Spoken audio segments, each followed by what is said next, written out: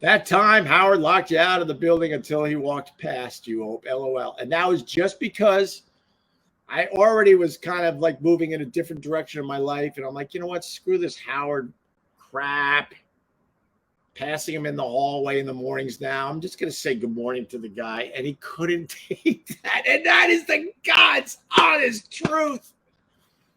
After saying good morning to him at least twice, maybe 3 times, everything was shut down. That is the God's honest truth. What was Howard's problem with you? Well, I think the problem is very, very simple. I think me and Anthony were the only show.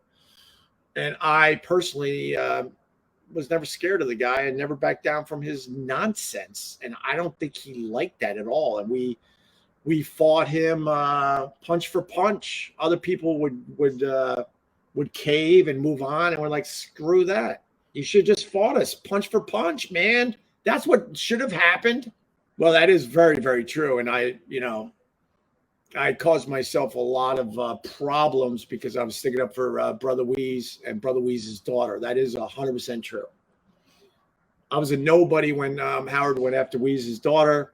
You know, back in the day, Howard would enter a new market in syndication. It's weird to talk this way because now I'm talking and someone in New Zealand's watching this today, but in radio, you were hoping that cities would pick up your show. And as Howard was getting syndicated, he would try to see who the big dog of that market was. And then he would try to find something that was problematic in their life. And then he would exploit the hell out of it. So he went after Weeze's daughter, who's an amazing, amazing person. And she's obviously has some issues, and he went in hard. And I never forgot that. I was just a nobody in radio. And I always said to myself, if I ever get the chance, I will take my shots. And that's how it really started with me. So what are you going to do, man?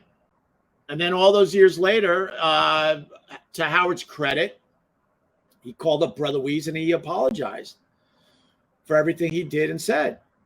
And then Weeze, knowing what I did for him, asked Howard, well, what about my boy Opie? And Howard famously said, I'm not ready for your boy Opie. All of this is 100% true. Opie, you might be the only honest, good guy in radio. Well, I don't know. I mean, the best I can do is be a little better every day.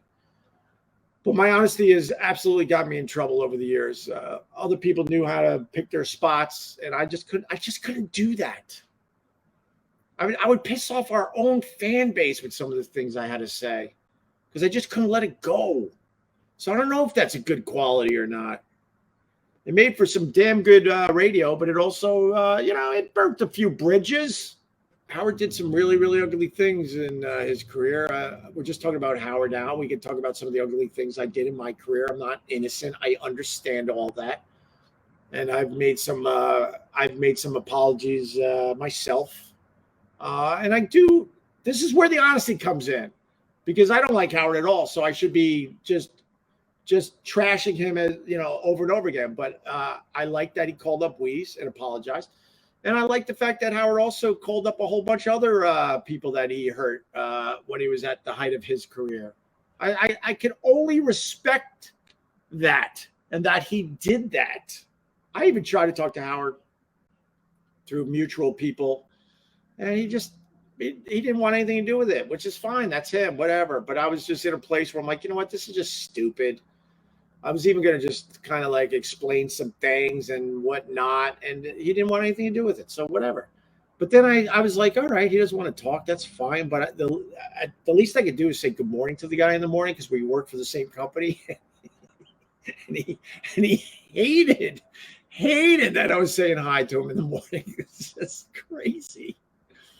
Nuts.